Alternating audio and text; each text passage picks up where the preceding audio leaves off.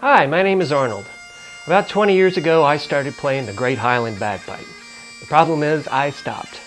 I'd take them out every now and then and play them, but it wasn't anything serious. Until a few months ago, I decided to get serious and start practicing and playing again. And quite frankly, it has been a huge pain in the ass. The bagpipe is not something you pull out of the closet after 4 years and just start playing. In fact, it's something you don't pull out after 4 days and start playing sometimes.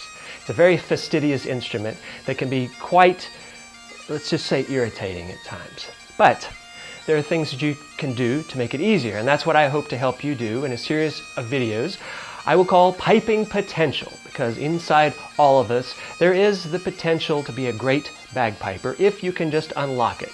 So I'm going to share with you some tips and tricks that I've learned over the past few months that should hopefully make it easier and more comfortable for you to play, and hopefully more enjoyable. So stay tuned. Does that sound douchey at all? Piping potential? No? Okay.